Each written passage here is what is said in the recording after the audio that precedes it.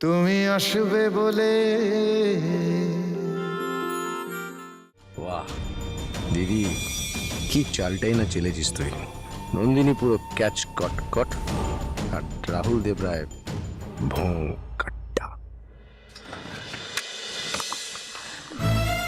নন্দিনী তুমি? আমি না রাহুল, আমি না। তাই তোমার লজ্জা করে না? তুমি কোন সাহসে রাহুলের কাছে যাচ্ছ বলো তো? রাহুলকে তো শেষ করে দিয়েছো।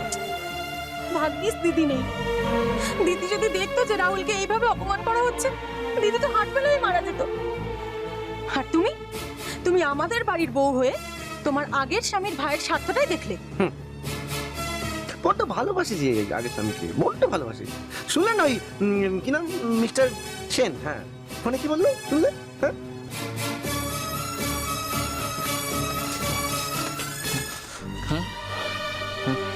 আচ্ছা,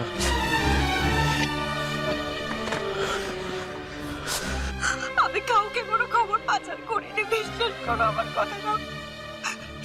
তুমি হেরে যাবে সেটা আমি চাইতে পারি কখনো? রাহুল প্লিজ বোঝো একটু।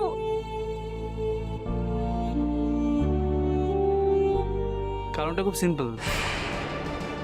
আপনার আমাদের পরিবারের প্রতি ন্যূনতম লয়্যালটি নেই, আর আপনি আমার দাদাকেও একটু ভালোবাসেন না।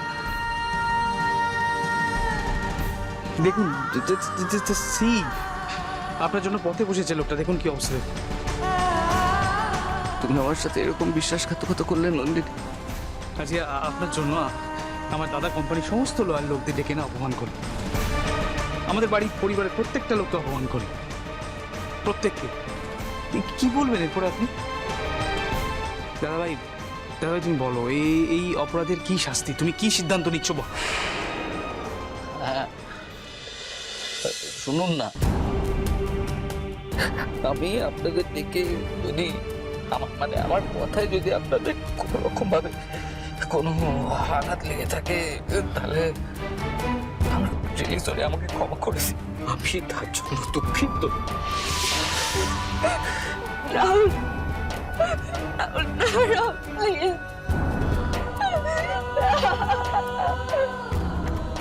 না স্যার, না, এভাবে বলবেন না প্লিজ। আপনাদের চোখে চোখ রেখে কথা বলবার মতো ক্ষমতা আমার নেই, ক্ষমা করে দিন। আমি হার্টেলি আমিও আপনাদের কাছ থেকে ক্ষমা চাইছি। আমি আমার পরিবারের তরফ থেকে, কোম্পানির বোর্ড অফ ডিরেক্টরসদের পক্ষ থেকে, আমার মায়ের পক্ষ থেকে আমি আপনাদের কাছে ক্ষমা চাইছি। আপনারা প্রত্যেকেই দেখতে পাচ্ছেন আমার দাদার কি অবস্থা, উনি ভেঙে পড়েছেন। প্লিজ